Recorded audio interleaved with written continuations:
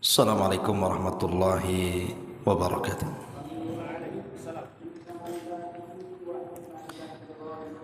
Alhamdulillah wassalatu wassalamu ala Rasulillah wa ala alihi wa sahbihi wa mawalah wa la hawla wa la quwwata illa billahi wa ba'du. Alhamdulillah, segala puja dan puji hanya milik Allah subhanahu wa ta'ala. Salawat dan juga salam kita hadiahkan kepada Rasul kita Nabi besar Muhammad sallallahu alaihi wa ala alihi wasallam. Alhamdulillah, di malam hari ini kita bisa duduk kembali untuk berthalabul ilmi. Dan malam ini kita akan membahas satu hadis Nabi yang dikeluarkan oleh Imam Al-Bukhari dari hadis Abi Hurairah radhiyallahu anhu. Anin Nabi sallallahu alaihi wasallam qala: a'dharallahu ila imri'in akhara ajalahu hatta balagha 60 sanatan. Allah subhanahu wa ta'ala mencabut uzur kepada siapapun yang diakhirkan ajalnya sampai dia mencapai usia 60 tahun. Hadis ini memberikan faedah kepada kita tentang bahayanya orang yang sudah berusia 60 tahun tapi tidak kunjung dapat hidayah. Karena Nabi sallallahu alaihi wasallam mengatakan a'dzarallah. A'dzarallah itu artinya lam yatruk lahu udhran. Jadi Allah tidak meninggalkan uzur sama sekali. Ila mri'in, kepada seseorang akhara ajalahu, yang diakhirkan ajalnya, hatta balagha 60 sanatan, sampai dia mencapai usia 60 tahun. Kenapa Allah subhanahu wa ta'ala tidak memberikan uzur kepada para pelaku maksiat ketika usianya sampai 60 tahun? Alasannya karena usia-usia 60 tahun itu an yasta'idda liliqa'illahi azza wajalla. Harusnya usia yang sudah 60 tahun itu memang sudah harus persiapan untuk menghadap Allah subhanahu wa ta'ala. Jadi pembahasan di malam hari ini kita akan membahas rahasia usia 60 tahun. Ada apa dengan 60 tahun ini? Ma'asyiral muslimin yang dimuliakan Allah subhanahu wa ta'ala, di dalam surah Fatir ayat 37, yang usia 60 tahun ke depan yang 40 tahun di belakang aja. Dalam surah Fatir ayat 37 Allah subhanahu wa ta'ala berfirman, wa hum yastarihuna fiha Rabbana akhrijna na'mal salihan ghairal ladzi kunna na'mal. Dan mereka penduduk neraka akan berteriak-teriak, kemudian mengatakan, ya Rabb, keluarkan kami dari neraka, niscaya kami akan mengerjakan kebaikan yang berlainan dengan yang telah kami kerjakan dahulu. Ini janjinya penduduk neraka. Kalau mereka dikeluarkan dari neraka, mereka akan bertobat. Bahkan mereka akan beramal lebih giat dibandingkan sebelum mereka masuk neraka. Itu janji penduduk neraka. Tapi Allah subhanahu wa ta'ala katakan, awalam nu'ammirkum ma yatadhakkaru fihi man tadhakkar wa ja'akumun nadhir. Kata Allah subhanahu wa ta'ala, bukankah kami telah memanjangkan umurmu untuk dapat berpikir bagi orang yang mau berfikir. Wa ja'akumun nadhir, dan telah datang peringatan kepada kalian. Maka Allah katakan, fadhuku famalidh zalimina min nasir. Maka rasakanlah azab kami, dan bagi orang-orang zalim tidak ada seorang pun penolong bagi mereka. Ma'asyiral muslimin yang dimuliakan Allah Subhanahu wa taala, surah Fatir ayat 37 ini, ketika Allah Subhanahu wa taala mengatakan awalam nu'ammirkum, bukankah aku telah memberikan usia yang panjang kepadamu? Sebagian ahli tafsir di antaranya pendapat Imam Mujahid dari Abdullah ibn Abbas radhiyallahu anhuma, maksudnya awalam nu'ammirkum ma yatadhakkaru fihi man tadhakkar qala sittuna sanatan. Ketika Allah mengatakan bukankah aku sudah berikan usia kepada kalian yang panjang, kata Abdullah ibn Abbas maksudnya usia 60 tahun. Jadi Allah ingatkan usia 60 tahun ini, karena ketika penduduk neraka mereka berteriak-teriak dan ingin keluar dari neraka, kemudian mereka berjanji akan bertobat dan akan semangat melakukan amal saleh, Allah tidak ijabah. Bahkan Allah Subhanahu wa taala bantah dengan dua perkara. Pertama, bukankah dulu sudah aku berikan kau usia sampai 60 tahun? Yang kedua, waja'akumun nadhir, dan sebelum aku wafatkan dirimu sudah datang peringatanku kepada kalian. Jadi kalau kalian kemudian masuk neraka, ya salah sendiri. Ma'asyiral muslimin yang dimuliakan Allah Azza wa Jalla, kenapa usia 60 tahun ini? Kalau mereka tidak dapat hidayah, maka mereka rentan untuk masuk ke dalam neraka. Ada sebuah hadis Nabi SAW mengatakan, thalathun la yanzurullahu, thalathun la yukallimuhumullahu yawmal qiyamah wa la yanzuru ilaihim wa lahum adzabun alim, kata Rasul. Ada 3 kelompok yang nanti pada hari kiamat tidak akan diajak bicara, pada hari kiamat tidak akan dipandang Allah, bahkan pada hari kiamat Allah sediakan azab yang pedih. Kemudian Rasul menyebut salah satunya apa?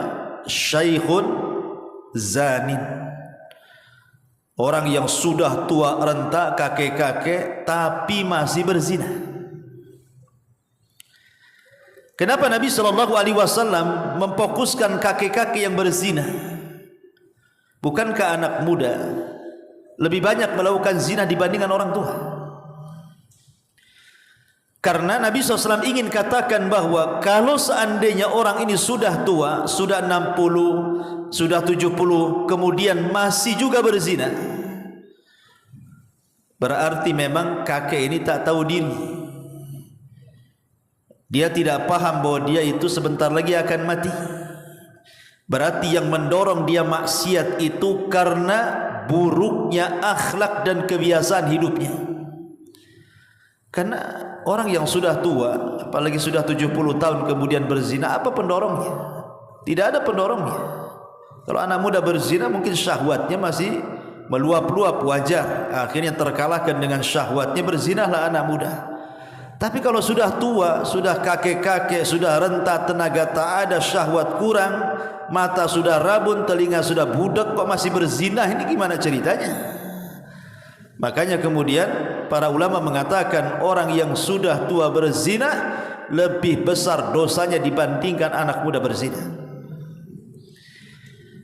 Ma'asyiral muslimin yang dimuliakan Allah Subhanahu wa taala, jadi usia 60 tahun itu harusnya orang itu sudah lebih dekat kepada Allah. Makanya kata Imam Ibn Hazm rahimahullahu taala, dia mengatakan hendaklah usia-usia tua itu mereka sudah harus tinggal di masjid, harus banyak duduk-duduk di masjid.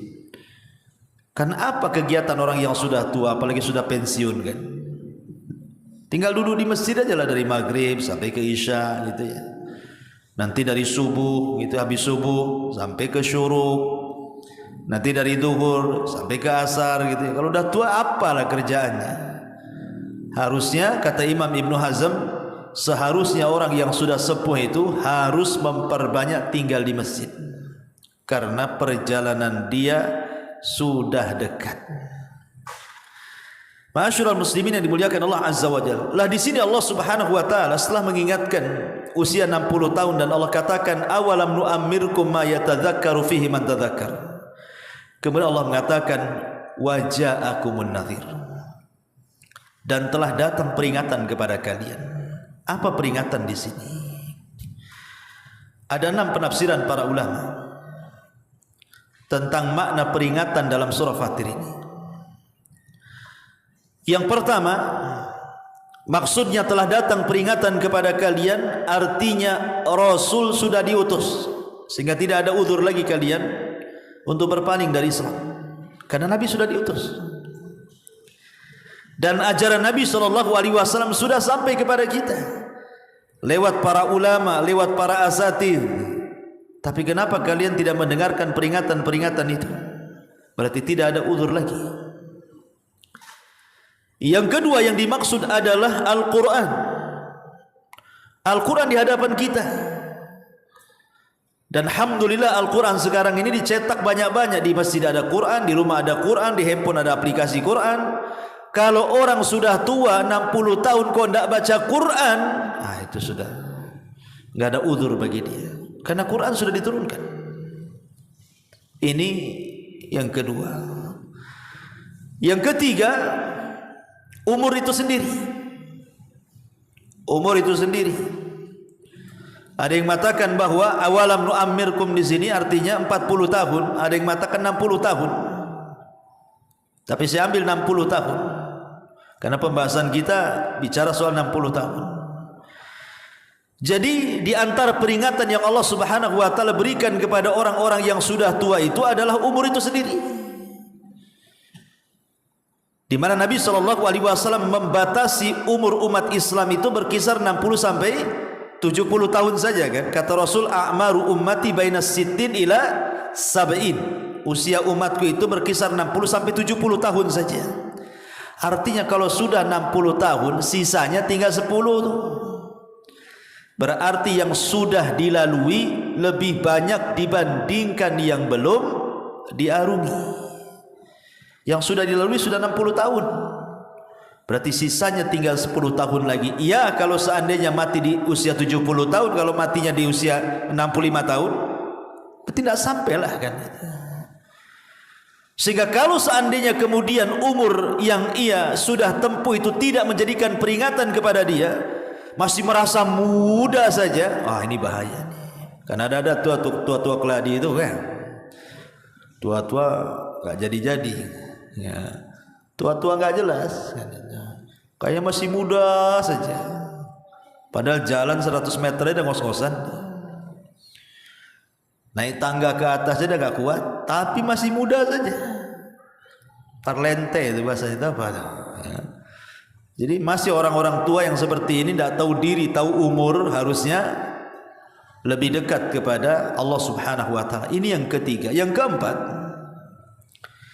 di antara nadhir juga adalah asyaib, uban di kepala. Karena biasanya usia 60 tahun itu udah banyak ubannya tuh.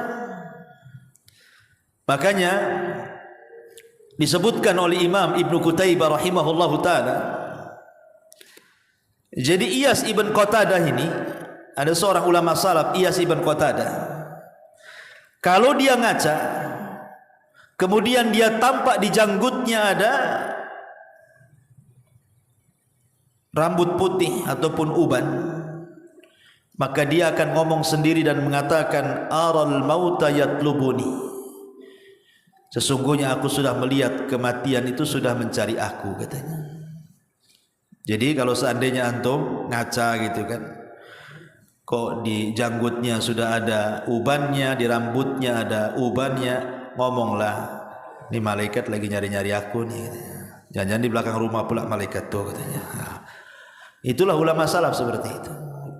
Ini seolah-olah kalau sudah ada uban itu ingatnya lagi dicari-cari malaikat maut. Itu kata Iyas Ibn Qatadah rahimahullahu ta'ala. Dan dikatakan oleh Al-Hafidh Ibn Rajab Al-Hambali rahimahullahu ta'ala, siapa yang tidak mengambil pelajaran dari uban di kepala atau di janggutnya, siapa yang tidak mengambil pelajaran dari uban di janggut atau rambutnya, berarti matilah hatinya katanya. Hatinya mati, keras hatinya. Kemudian dikatakan juga oleh para ulama seperti Al-Imam Al-Baghawi rahimahullahu ta'ala, asyayyibu nadhirul mauti, uban itu peringatan telah dekatnya kematian. Dan yang lain mengatakan asyayyibu awwalu marahilil maut, bahwa rambut putih itu awal dari tingkatan-tingkatan telah dekatnya kematian orang itu. Makanya kita lihat kisah Nabi Ya'qub alaihi salam ketika didatangi malaikat maut kan. Apa kata Nabi Ya'qub? Kenapa kau tidak utus alamat kepadaku biar aku tahu bahwa aku akan meninggal? Maka kata malaikat maut, kan sudah, Allah sudah utus 3 alamat lagi kepadamu katanya. Kata Ya'qub, apa itu? Maka malaikat maut mengatakan, putihnya rambutmu, bungkuknya badanmu, dan lemahnya fisikmu katanya. Itulah tanda-tandanya. Kalau sudah rambut beruban semua, kemudian badan mulai membungkuk dan sudah tidak lurus lagi, kemudian fisik mulai melemah dan tidak punya kekuatan lagi, itu tanda-tanda. Tanda-tanda bahwa malaikat maut sudah dekat-dekat. Ini yang keempat. Kemudian yang kelima, di antara nadir adalah mautul aqarib. Banyaknya orang yang meninggal di sekitar kita. Rata-rata kalau usia 4-60 tahun ikhwan, itu rata-rata pasti dia akan kehilangan kawan-kawannya kan. Karena rata-rata kawan-kawannya sudah meninggal tuh. Mungkin kawan yang tahun kemarin masih ngopi, masih ngeteh, masih nguaci, masih apa gitu ya depan kita itu, tiba-tiba ada pengumuman inna lillahi wa inna ilaihi raji'un. Dan pasti juga kalau ketemu nih sesama kawan yang usia 60 tahun, pasti pertanyaannya, si kawan masih hidup enggak? Itu pertanyaannya. Masih hidup enggak si kawan itu? Pertanyaannya hidup mati aja itu. Nah, tapi kalau seandainya masih anak-anak muda kan, kalau ketemu kawan enggak mungkin lah cerita hidup mati. Paling kerja apa dia? Itu kalau masih muda-muda kan. Tinggal di mana? Itu kalau masih muda-muda. Kalau sudah 60 tahun ketemu kawannya, pertanyaan cuma satu, masih hidup tuh si anu tuh. Dah mati. Innalillahi wa inna ilaihi raji'un katanya kan itu. Artinya bahwa dengan banyaknya kematian teman-teman dia, ya, sudah tidak bisa lagi hanya kenangan saja, ingat nostalgia zaman dulu. Sebenarnya dengan banyaknya kematian teman-teman itu sudah sinyal itu sebenarnya. Itulah nadir peringatan. Bahwa dengan kawan-kawannya yang banyak meninggal duluan itu, harusnya itu peringatan bagi kita yang usia 60 bahwa kita pun akan seperti dia. Berarti kita tidak jauh lagi itu. Kalau si anu saja sudah mati, kawan satu kelas, berarti malaikat maut ngincar-ngincar yang satu kelas. Kan itu. Nah, ini juga nadir peringatan. Ya, jadi mautul aqarib termasuk juga kematian orang-orang dekat kita, teman-teman dekat kita. Kemudian yang nomor 6 di antara nadir juga adalah al-musibah. Biasanya umur 60 tahun itu sudah melewati musibah. Entah musibah yang mengarah kepada kematian dia. Kan sering kita ini kadang-kadang lagi naik motor, tahu-tahu harusnya mati gitu ya, ketabrak, tapi masih diselamatkan. Harusnya kita masuk parit, tahu-tahu alhamdulillah tidak apa-apa. Ketika ngantuk harusnya nabrak, tahu-tahu tidak nabrak. Itu kan musibah tuh. Sebenarnya itu sinyal-sinyal tuh yang kayak gitu tuh. Dan usia 60 tahun itu sudah biasanya seperti itu. Karena apa? Pandangan sudah rabun, pendengaran juga sudah kurang, kekuatan fisik pun sudah mengurang. Kadang-kadang kalau jalan pun kadang-kadang mudah jatuh. Sudah banyak musibah tuh biasanya. Dengan berbagai macam komplikasi penyakit di badan dia saja, itu sudah dekat-dekat tuh. Karena usia 60 tahun itu biasanya kalau ngobrol dengan kawannya, itu bukan soal penyakit, tapi soal fasilitas rumah sakit. Ya kan? Kalau bukan kalau dulu kalau 40 tahun ialah soal penyakit. Mana? Asam urat, gula, kolesterol, itu 40 tahun. Kalau 60 tahun fasilitas rumah sakit biasanya. Jangan di situ, sana bagus rumah sakitnya. Itu yang dibicarakan tuh. Di sana pakai BPJS, semua luar biasa penanganannya. Nggak ada lagi cerita penyakit, cerita fasilitas. Lah ketika kemudian cara bicaranya saja sudah beda tuh kan. Bukan lagi cerita penyakit, cerita fasilitas. Harusnya itu sebenarnya peringatan keras. Bahwa sebenarnya tinggal sejengkal lagi hidup dia tuh sebenarnya. Makanya Allah Subhanahu wa taala katakan waja'akumun nadhir, bukankah telah datang peringatan kepada kalian? Rasul sudah diutus, Quran sudah ada di hadapan kita. Kemudian juga apa tadi? Umur sudah 60 tahun. Kemudian kepala janggut juga sudah berubah. Kemudian banyaknya kematian teman-teman sebaya dia. Kemudian juga banyaknya musibah, penyakit dan macam-macam. Kalau tidak menjadi peringatan bagi dia, ini memang orang tua tak tahu diri nih kayak gini nih. Kalau 6 perkara sudah ada loh, kok nggak sadar gitu ya. Memang su'ul khotimah itu.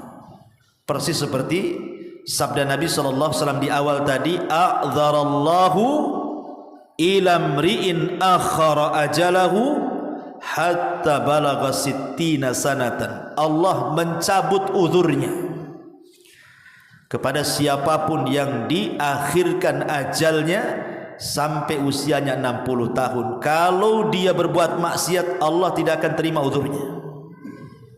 Kok sudah tua masih maksiat pula, masa saya kasih uzur, kata Allah? Tidak bisa ya. Makanya kemudian kenapa penduduk neraka itu berteriak-teriak, mereka meminta agar dikeluarkan di neraka dan berjanji untuk beramal saleh, tapi Allah mengatakan awalam nu'ammirkum ma yatadzakkaru fihi man tadzakara. Sudah kukasih 60 tahun umurmu dan peringatan sudah datang kepadamu, kok kita tidak bertobat? Seolah-olah Allah ingin katakan seperti itu. Ma'asyiral muslimin yang dimuliakan Allah Subhanahu wa taala, makanya jangan lagi cerita usia 60 tahun. Usia 40 tahun saja Allah Subhanahu wa taala berfirman ketika sebelumnya bicara tentang birrul walidain. Kemudian Allah Subhanahu wa taala mengatakan hatta idza balagha ashuddahu wa balagha 40 sanatan qala rabbi auzi'ni an ashkura ni'mataka allati an'amta 'alai wa 'ala walidayya wa an a'mala salihan tarda wa aslih li fi dzurriyyati inni tubtu ilaika wa inni minal muslimin. Ya, surah Al-Ahqaf ya. Jadi Allah Subhanahu wa taala ketika bicara soal birrul walidain, ayatnya kan sebelumnya kan bicara soal birrul walidain itu.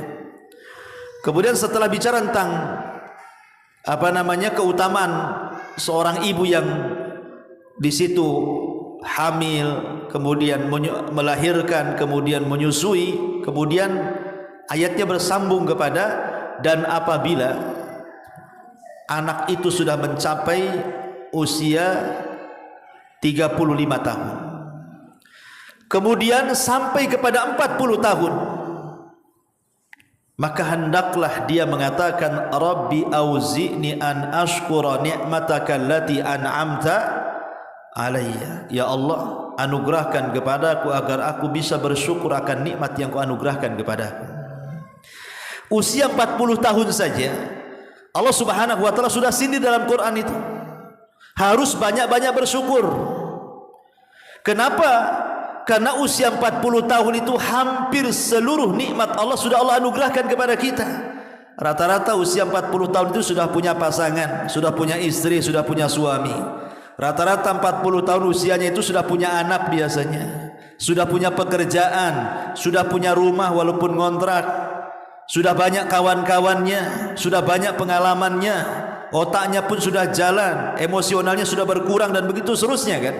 Artinya usia 40 tahun itu sudah banyak nikmat. Makanya kenapa risalah juga diberikan kepada Nabi SAW di usia 40 tahun kan?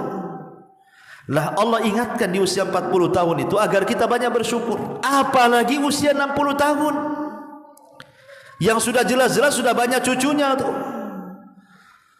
Tapi betapa banyak orang-orang yang usia 60 tahun itu. Saya kenal satu orang pembisnis itu di Batam ini, usianya sudah 60 tahun lebih tuh. Tapi kalau cerita dunia ikhwan kayaknya nggak mati dia itu. Kalau udah cerita dunia bisnis itu kayaknya nggak akan mati dia itu. Dia kalau cerita, Ustaz saya lagi buat cabang di daerah Kalimantan katanya. Ini lagi buat surat-suratnya katanya. Kami sudah urus, insyaallah mungkin di sana lebih besar lagi katanya. Usahanya udah banyak. Kalaupun dia nganggur, kalau saya lihat dari segi harta dia itu 7 turunan nggak habis tuh. Usia dia sudah hampir 70. Tapi kalau cerita bisnis, masya Allah, kayaknya nggak mati-mati mungkin perasaan dia itu kan gitu ya. Harusnya usia-usia seperti ini sudahlah kasihkan ke anak-anaknya kan itu ya. Nggak usah dia sibuk sana sini karena dia tidak tahu usia dia itu tinggal sedikit. Kalau kemudian dihabiskan untuk cari dunia, kapan cari akhiratnya? Jangankan itu, sering saya nasihati, kadang-kadang ada anak yang tak tahu diri kan. Kadang-kadang ayahnya, ibunya disuruh merawat cucunya sampai mati sibuk dengan cucunya, sehingga nggak sempat ke masjid, nggak sempat zikir, nggak sempat sholat duha karena sibuk dengan cucunya. Harusnya kan orang-orang yang sudah dekat kira-kira berapa tahun lagi mau mati itu kasih kesempatan dia beribadah. Kalau bisa anak yang baik itu dorong, Pak, Bu, ke masjid, zikir, tasbih, sholat duha, sholat malam, sholat witir. Harusnya kan didorong kan gitu, supaya Allah berikan kesempatan dia husnul khatimah.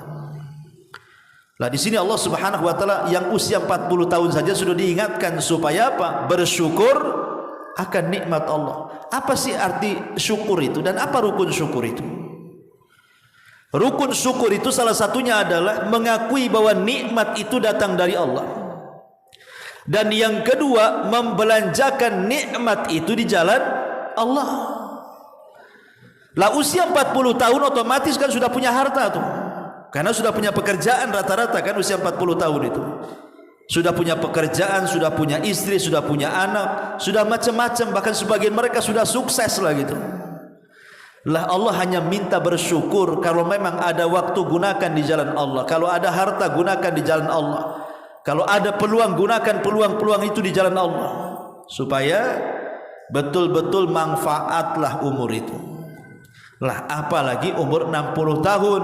Makanya Rasul mengatakan dalam sebuah hadis, khairukum man tala umruhu wa hasuna, buruk kalian man tala umruhu wa sa'a amaluhu, panjang umurnya buruk pula amalnya. Itu seburuk-buruk orang tuh. Ma'asyiral muslimin yang dimuliakan Allah Subhanahu wa taala. Maka dari sini kita perlu mengambil ibrah pelajaran tentang pentingnya memanfaatkan waktu. Ada satu perkataan yang bagus sekali dari Abdullah ibn Mas'ud radhiyallahu an. Abdullah ibn Mas'ud radhiyallahu an. Apa kata Abdullah ibn Mas'ud radhiyallahu an? Dia mengatakan, "Ma nadimtu," kata Abdullah ibn Mas'ud, "ma nadimtu ala syai'in." Tidaklah aku menyesal terhadap sesuatu, kata Abdullah bin Mas'ud. Ma nadimtu ala syai'in nadami. Tidaklah aku menyesal akan sesuatu ketika matahari itu telah terbit yang sebelumnya tidak terbit. Kemudian dia mengatakan naqasa fihi ajali wa lam yazid fihi amali. Ma nadimtu ala syai'in nadami ala yaumin gharabat syamsuhu naqasa fihi ajali wa lam yazid fihi amali. Aku tidak pernah memiliki penyesalan yang dalam, kata Abdullah bin Mas'ud, dibandingkan dengan penyesalanku akan berlalunya satu hari dalam hidupku, tetapi amalku tidak bertambah sementara usiaku makin berkurang. Kata Abdullah bin Mas'ud, aku paling menyesal nih kalau satu hari ini kok nggak ditambah, kok sama aja amalan sekarang dengan kemarin. Amalan sekarang dengan minggu kemarin kok sama saja, nggak ada tambah-tambahnya gitu. Aku menyesal karena lewat satu hari seolah-olah lewat umur dia. Makanya Hasan Al-Basri rahimahullahu ta'ala, dia mengatakan, ya ibna Adam innama anta ayyam, wahai anak Adam, engkau itu hanya bagikan hari-hari. Fa idza dhahaba yaumun dhahaba ba'du, kalau sampai satu hari lewat dari kamu, berarti dari badanmu juga sudah berlalu. Kita ini ibarat hari, berarti kalau satu hari lewat berarti telah hilang sebagian badan kita. Makanya dia mengatakan adraktu aqwaman kanu ala awqatihim ashadda minkum hirsan ala darahimikum wa dananirikum. Kata Hasan Al-Basri, aku mendapatkan sebuah kaum di mana mereka memanfaatkan waktu-waktu mereka itu lebih besar dibandingkan waktu mereka mengurus dirham dan dinar kalian. Tentu karena Hasan Al-Basri kan seorang tabi'in, berarti cerita sahabat ya kan. Jadi kalau dia mengatakan aku mendapatkan sebuah kaum yang waktu-waktu mereka sangat berharga dibandingkan dinar dan dirham, itu maksudnya para sahabat. Ya, jadi para sahabat itu mereka lebih mementingkan kehidupan akhirat dibandingkan kehidupan dunia gitu maksudnya. Kalau kita kan terbalik kan gitu ya. Kalau kita lebih banyak mengurus dinar, lebih banyak mengurus dirham, tapi lebih sedikit mengurus akhirat. Itulah kebalikannya kita. Ma'asyiral muslimin yang dimuliakan Allah Azza wa Jalla. Makanya dia mengatakan ada satu kaum yang mereka bersih keras di dalam memanfaatkan waktu-waktu mereka dibandingkan dinar dan dirham mereka. Lihat Abdurrahman bin Auf. Ketika ada yang mengatakan riwayat ini dilemahkan, tapi masyhur kisahnya kan. Abdurrahman bin Auf ini kan datang dari Syam, bawa kafilah dagang banyak sekali. Saking banyaknya kafilah dagang itu, karena kan dipanggul dengan unta. Lah unta ini menginjak padang pasir, akhirnya jadi debu lah. Kemudian dihempas angin sampai debunya menutup kota Madinah. Jadi Aisyah radhiyallahu anha mengatakan, kenapa Madinah tertutup debu? Maka orang-orang mengatakan itu kafilahnya Abdurrahman ibn Auf katanya. Wah, berarti kan banyak itu kan. Hartanya Abdurrahman bin Auf itu debunya saja menutup Madinah. Kata Aisyah radhiyallahu anha, sampaikan kepada dia, aku mendengar Nabi SAW bersabda bahwa dia akan masuk surga dengan merangkak katanya. Sampailah kepada Abdurrahman bin Auf, kata dia apa? Aku tidak mau merangkak katanya. Aku ingin lari dan ku infakkan semua hartaku katanya. Semua diinfakkan. Ya, walaupun riwayat ini setelah diteliti lemah gitu riwayatnya. Tapi yang jelas bahwa begitulah para sahabat. Bahkan ada satu hadis, tetapi juga hadis ini sangat lemah ya. Kalau seandainya hadis ini sahih, ngeri sih. Kata Nabi SAW, barang siapa yang Allah berikan usia 40 tahun, kemudian kata Rasul, falam yaglib khairuhu syarrahu falyatahajjaz fal yatabawa maq'adahu minan nar. Barang siapa yang usianya 40 tahun kemudian kebaikannya tidak sampai mengalahkan keburukannya, silahkan tuntun orang ini ke neraka katanya. Siapa yang usianya 40 tahun kemudian kebaikannya tidak mengalahkan keburukannya, tuntun saja orang ini ke neraka katanya. Coba kalau hadis ini sahih kan ngeri, tapi hadis ini dhaif jiddan, sangat lemah sekali dan tidak bisa terangkat.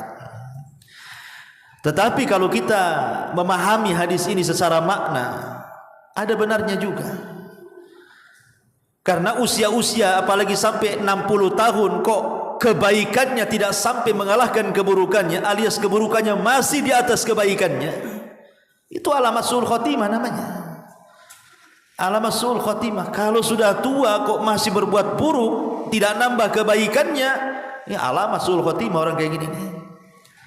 Walaupun kita tidak bisa menunjuk person satu persatu gitu kan. Terkadang ada juga yang Allah kasih rahmat. Mungkin dari kecil dia beramal amalan ahli neraka, kemudian di ujung hayat tiba-tiba dia mengamalkan amalan ahli sorga. Akhirnya Allah masukkan ke sorga. Ada juga karena amal itu ditentukan dengan akhirnya kan. Tetapi siapa yang tahu bahwa akhir kehidupan kita itu seperti itu? Jangan berdalih dengan hadis ini. Gak apa-apa Ustaz, nanti aja lah saya tobatnya katanya. Nanti kalau dekat-dekat mati saya tobat katanya. Kan ada hadis, ya, seseorang beramal dengan amalan ahli neraka, tiba-tiba di akhir hayatnya dia beramal dengan amalan ahli sorga, akhirnya dicatat jadi penduduk sorga. Mudah-mudahan saya seperti itulah katanya. Enak kali kalau ngomong terjuangan. Ya. Iya kalau seperti itu. Apakah anda tahu akhirnya seperti itu? Tidak tahu. Ya, kita tidak tahu akhir sandiwara kehidupan kita, semua sutradaranya Allah. Ma'asyiral muslimin, kita ini hanya dituntut fakullun i'malu fakullun muyassarun lima khuliqa lahu. Sudah beramal saja, maka kalian akan dimudahkan dengan amalan itu. Fa amman a'ta wattaqa saddaqa bil husna fasanuyassiruhu lil yusra. Kalau memang dimudahkan amalannya, kebaikannya, Allah akan mudahkan lagi ke surga tuh. Tapi kalau sudah disulitkan amalan ke surganya, maka Allah sulitkan lagi menuju ke surga. Boleh jadi dibelokkan ke neraka. Fasanuyassiruhu lil usra. Jadi kewajiban kita ini hanya i'malu, beramal dan beramal. Karena kita tidak tahu ujung amalan kita apa kan gitu. Karena Rasul yang mengatakan i'malu fakullun muyassar. Beramalah karena setiap kalian itu akan dimudahkan terhadap apa yang kalian amalkan itu. Lima khuliqa lakum. Terhadap apa yang sudah kalian amalkan. Karena biasanya amal soleh itu akan melahirkan amal soleh yang lainnya. Sebagaimana dosa juga akan melahirkan dosa yang lainnya. Kalau kita sudah terbiasa melaksanakan solat 5 waktu, kemudian ingin meningkatkan dengan solat sunnah duha, itu akan mudah. Ketika kemudian kita sudah melaksanakan solat duha untuk meningkatkan amal soleh di malam hari, itu mudah. Kenapa? Karena sudah terbiasa dari yang wajib, ibadah siang, naik kepada ibadah malam, pasti akan mudah tuh. Kenapa? Karena ibadah itu melahirkan ibadah yang lainnya. Sama dengan maksiat juga gitu. Maksiat itu melahirkan maksiat yang lainnya. Orang kalau sudah gemar satu maksiat, pasti akan gemar kepada maksiat yang lainnya. Orang punya utang tak mau bayar, mulai dia berdusta. Mulai dosanya tak mau bayar utang, nambah dusta. Kemudian sudah berdusta, marah-marah pula sama yang orang yang diutangi. Timbul dosa yang marah-marahnya. Kemudian tambah lagi ngasut orang pula. Dia yang utang, dia yang gibah kawannya. Mulai ngerembet tuh dosanya kemana-mana. Dosa itu melahirkan yang lainnya. Makanya kalau seandainya orang sudah tua kok tidak bertobat, itu merembet dosanya itu. Akhirnya dia meninggal dalam kondisi su'ul khotimah. Tapi kalau sudah tua dia memperbanyak amal soleh, nanti amal soleh akan melahirkan amal soleh yang lain. Amal soleh yang lain melahirkan amal soleh yang lainnya. Akhirnya boleh jadi Allah tutup dengan amal soleh yang terakhir dia kerjakan. Kan alhamdulillah. Ya, jangan menerka-nerka. Kapan tobat? Sudah 40 tahun nunggu 60 tahun Ustaz. Sudah 60 tahun kapan tobat? Nunggu haji Ustaz. Tak haji pun. Ya. Sudah haji tak tobat juga. Jadi kepala sabung ayam. Ma'asyiral muslimin yang dimuliakan Allah Subhanahu wa taala, intinya bahwa di sini Allah ingin peringatkan kepada kita dalam surat ini tentang bahaya usia 60 tahun kalau tidak bertobat kepada Allah Subhanahu wa taala. Wallahu a'lam bishawab. Ini yang bisa saya sampaikan. Subhanaka wa bihamdika asyhadu an la ilaha illa anta astaghfiruka